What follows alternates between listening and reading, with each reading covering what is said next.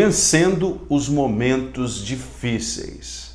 Todo ser humano, seja cristão ou não, passou, está passando ou vai passar por momentos difíceis. A pergunta é: nós sabemos lidar com os momentos difíceis? Temos habilidades para vencer os momentos difíceis ou perecemos diante aos momentos difíceis, às adversidades, às tribulações e às lutas? Esse é o tema hoje para o nosso vídeo. 5 passos para que você possa vencer os momentos difíceis segundo a palavra de Deus. Antes, se inscreva no canal, aperte o sininho, compartilhe esse vídeo deixando o seu like e curta aí a nossa vinheta.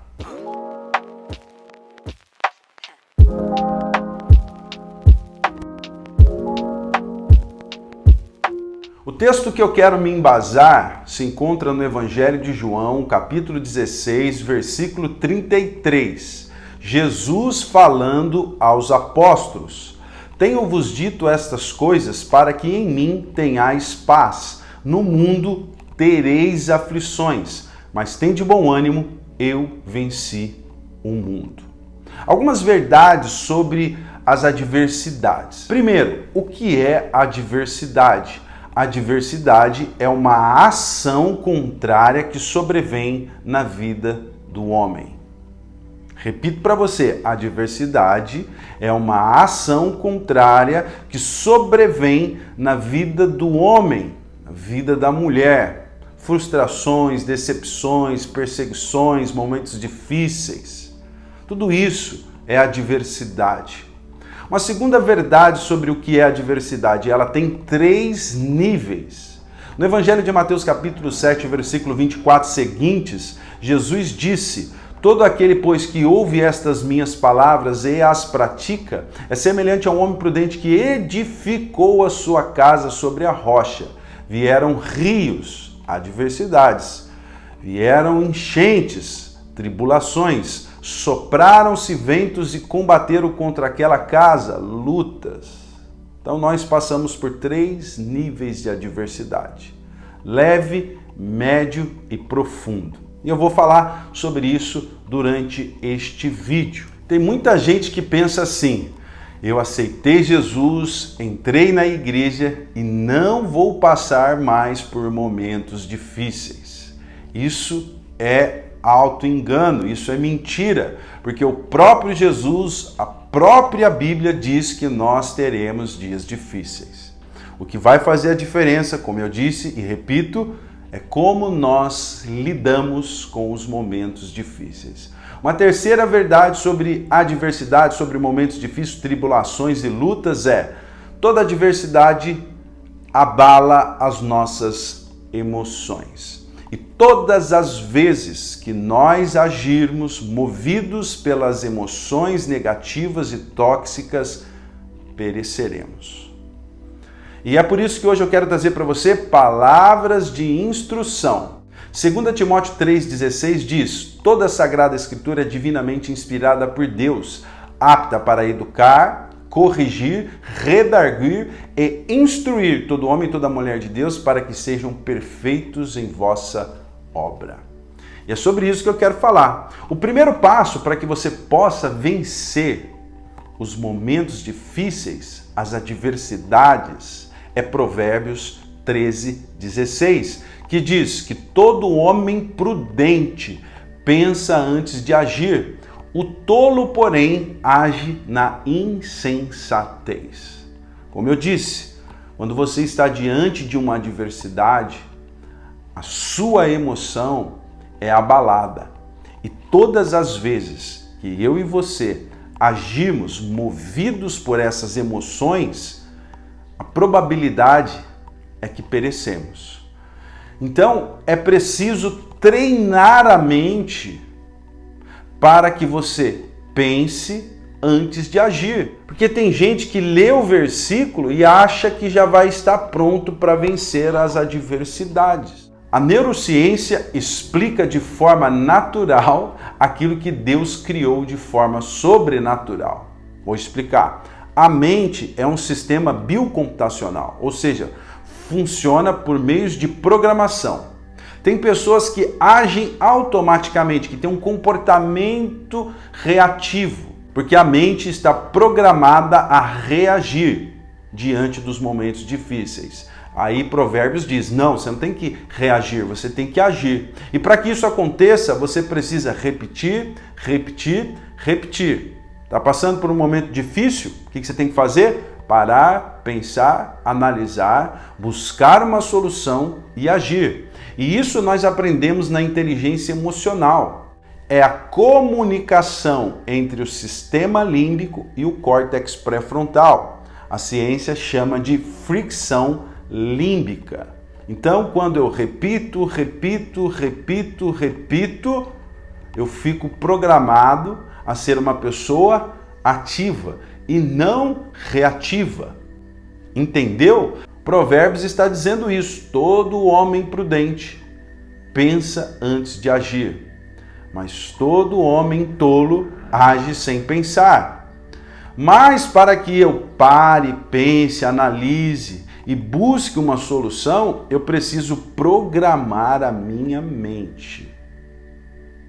Pegou essa visão? Segundo passo para vencer as adversidades é orar com objetividade. Quando eu leio o capítulo 2 do livro de Daniel, eu entendo que Daniel está passando por uma adversidade. Em primeiro lugar, ele recebe a notícia que vai morrer. Mexeu com as suas emoções, ele sentiu medo. Porém, um medo prudente, porque existem dois tipos de medo: o medo que te paralisa e o medo que te faz agir de forma prudente. E a Bíblia diz claramente que Daniel chegou de forma avisada e prudente a Arioque. Ou seja, quando ele recebeu a notícia, ele teve medo, mas ele parou, pensou, analisou, buscou uma solução e agiu. E o segundo passo, ele fala com o rei e volta para o cárcere e fala com os seus amigos. E o que eles vão fazer? Orar. Entram em uma oração objetiva. Quando estamos abalados emocionalmente, a nossa oração, ela não é racional, ela não é objetiva. Porque a Bíblia diz que a oração do justo pode muito seus efeitos. E eu quero aqui te fazer uma pergunta. Você é uma pessoa prudente que pensa antes de agir diante dos momentos difíceis? Você é uma pessoa que ora com objetividade diante dos momentos difíceis? Daniel foi prudente e orou com objetividade. Terceiro passo para vencer os momentos difíceis: vida na palavra. Quem edifica a vida do cristão é a palavra, e quem falou isso foi Jesus. Não são pessoas, não são lugares que edificam a nossa vida. Pessoas e lugares agregam e complementam nas nossas vidas. Mas não é todas as pessoas, não, eu vou falar sobre isso. Jesus falou em Mateus capítulo 7, versículo 24, seguintes: todo aquele, pois, que ouve estas minhas palavras e as pratica, é semelhante a um homem prudente que edificou a sua casa sobre a rocha. Quando você ouve a palavra e pratica a palavra, você está edificando a sua vida. Virão as chuvas da vida, as enchentes da vida e os ventos da vida, mas você não vai perecer, porque está edificado na palavra. Deus dá uma ordem para Josué.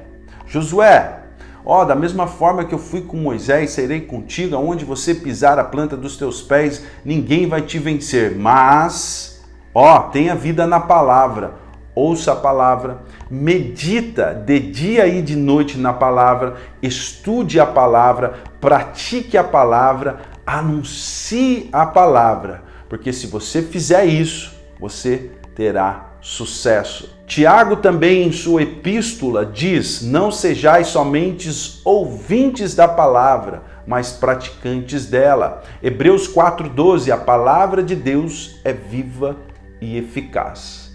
Então é preciso ser prudente, orar com objetividade e ter vida na palavra. Quarto passo para vencer as adversidades é pedir ajuda para as pessoas certas. Presta atenção nisso. Pedir ajuda para as pessoas certas. Os 3 amigos de Daniel oraram com ele porque entenderam que aquele problema, que aquela adversidade era de ordem espiritual e eles entendiam do mundo espiritual.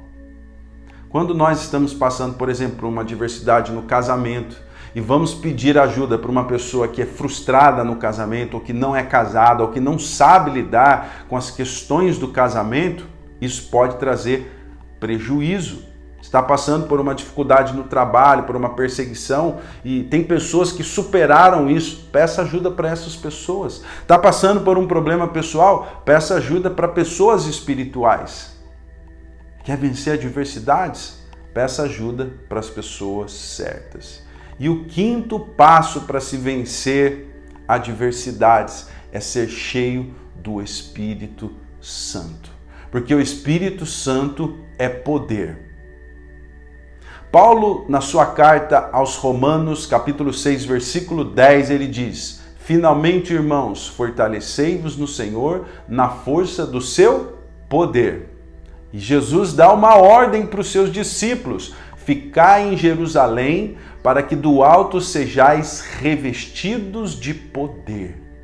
E depois de Atos dos Apóstolos, capítulo 2, a Igreja de Cristo prevalece no mundo até os dias de hoje, porque estava revestida de poder.